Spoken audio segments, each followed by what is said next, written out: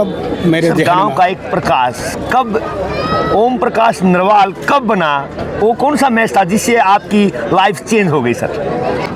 विदेश टूर कितने लगे सर आपको? 3 बार गया विदेश। तो आज सर इस खेल मेले को देखकर बच्चों के लिए क्या कहना चाहोगे प्लीज?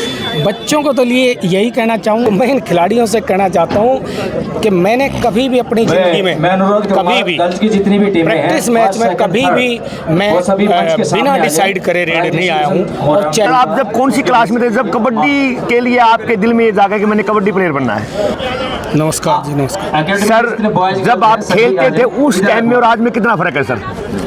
18-20 साल का बच्चा करोड़ों करोड़ों रुपए जीत करके लाएगा इनाम में। और क्रिकेट के बाद अगर कोई खेल पॉपुलर होगा तो हिंदुस्तान का सबसे पॉपुलर खेल यही होगा। और देखिए हमारे साथ जुड़ चुकी हैं एक हरियाणा के हिंदुस्तान की बहुत बड़ी शख्सियत, बिल्कुल, और उनसे बात करते हैं। सर नमस्कार। सर नमस्कार जी, नमस्कार सर। जब आप खेलते थे उस टाइम में और आज, देखियो हमारे टाइम में ये मिट्टी में खेला जाता था, लेकिन आज मैट पे है। और उस समय नाम के लिए और शोहरत के लिए खिलाड़ी खेलता था।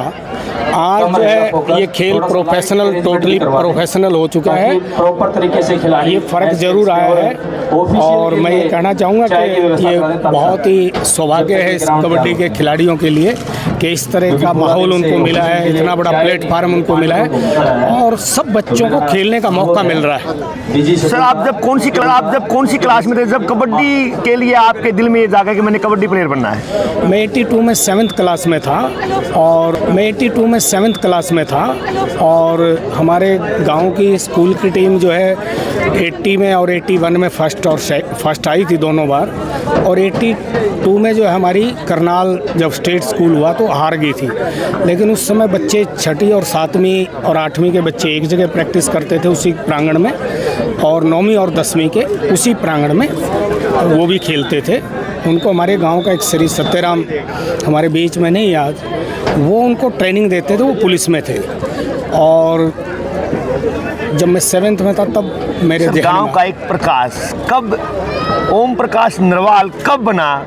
वो कौन सा मैच था जिससे आपकी लाइफ चेंज हो गई सर? ऐसा तो नहीं कह पाऊँगा क्योंकि अनेकों मैच थे। लाइफ का सबसे बेस्ट मैच जिसमें आप लोगों को स्टार बनने का सौभाग्य मिला? जहाँ तक मुझे ध्यान आता है जब मैं 84 में स्टेट स्कूल हो रहा था अम्बाला में जी, तो हमारी सेमीफाइनल में हमने भिवानी को हराया और हिसार ने सेमीफाइनल में रोहतक को हरा दिया।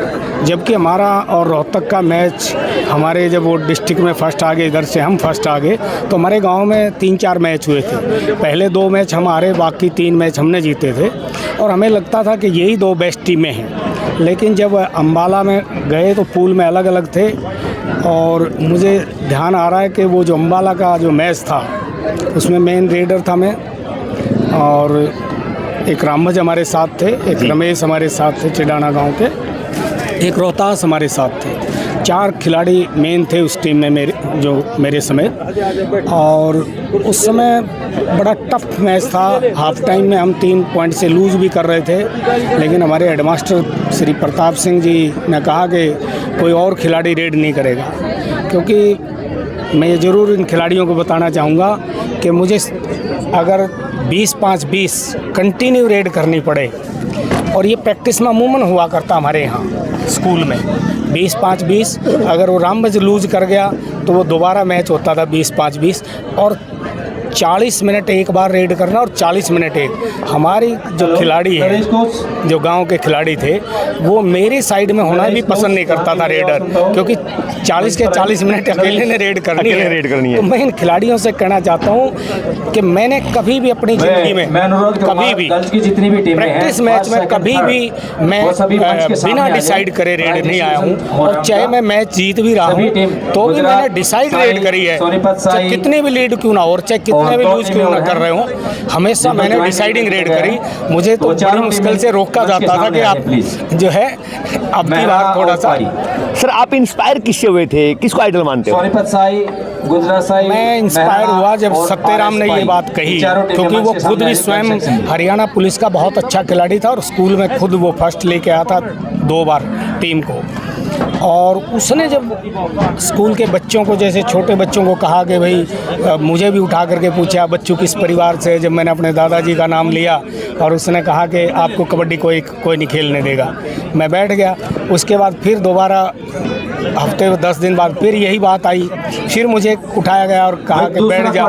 जब तीसरी बार हुआ तो उसने कहा कि बच्चों तेरे को कबड्डी कोई नहीं खेलने देगा, बैठ जा। तो मैं बैठ गया। उसके बाद वही खबर जो वो मुझे बता रहा था, वही खबर जो मैंने आज माइक पे भी बोला है, वो खबर BBC लंदन से आई तो मेरे जहन में क्लिक होगी बात। तो उसके बाद मैंने पीछे मुड़ करके नहीं देखा। उस टाइम की बेस्ट टीम में कौन कौन सी गांव की होती थी? उस समय मकड़ौली की अच्छी टीम थी जी, हरेड़ा कठाना जींद में अच्छी टीम थी, बाड़क गांव हिसार में थी, कुंगड़ गांव सोनीपत में, इसमें भिवानी में थी, और गोची भी एक गाँव, गोची जज्जर में, गोची है जी, जज्जर में, और डीगल की भी टीम अच्छी होती थी, रेंढाना की टीम भी ठीक थी, भापरा पानीपत की टीम ठीक थी, और गवानपुर की टीम बहुत अच्छी थी, गवानपुर की भी बहुत अच्छी होती थी, और कई गाँव की भी टीम अच्छी होती थी, कई गाँव। तो काफ़ी टीमें थी जो एक से एक बढ़ करके टीम थी। एक कितने लगे? एक बड़ खालसा का भी एक बहुत अच्छी टीम रही है। विदेश टूर कितने लगे सर आपको? 3 बार गया विदेश। तो आज सर इस खेल मेले को देखकर बच्चों के लिए क्या कहना चाहोगे प्लीज़? बच्चों को तो लिए यही कहना चाहूँगा कि इससे बढ़िया भविष्य इस कबड्डी के खिलाड़ियों का इस खेल के क्षेत्र में कोई और हो नहीं सकता।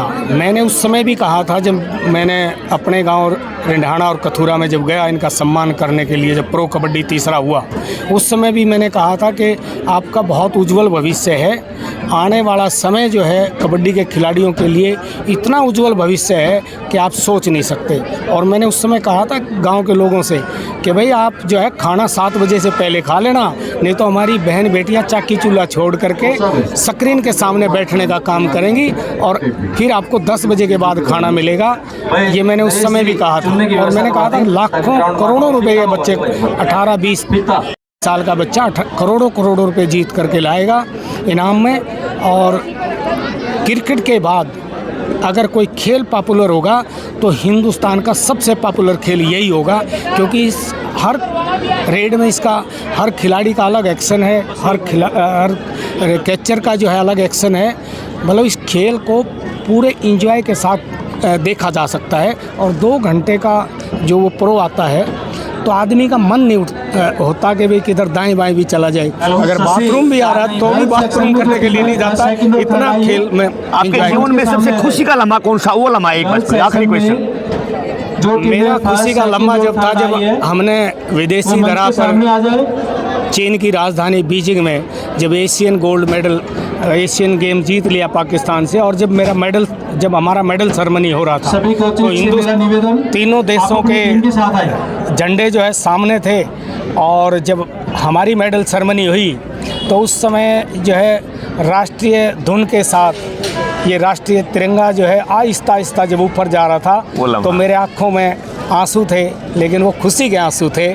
उससे बढ़िया क्षण व्यक्ति विशेष के, उस परिवार के, उस हरियाणा प्रदेश के और हिंदुस्तान के, उससे बढ़िया कोई क्षण और व्यक्तिगत इंसान के जीवन में हो ही नहीं सकता। हमें कीमती समय देश के लिए बहुत बहुत शुक्रगुजार रहेंगे हमारे सबके प्रेरणा स्रोत, सबके आइडल श्री OP नरवाल जी, IG हरियाणा पुलिस, जिन्होंने एक शुभ संदेश बच्चों के लिए। मैं तिलक, अगर आपको चैनल अच्छा लगे सब्सक्राइब कीजिए, लाइक कीजिए, कमेंट बॉक्स में जरूर बताना मुद्दे के बाद लेकर आए तिलकराज। अगली बार फिर मिलेंगे मुद्दे के साथ। बहुत बहुत धन्यवाद।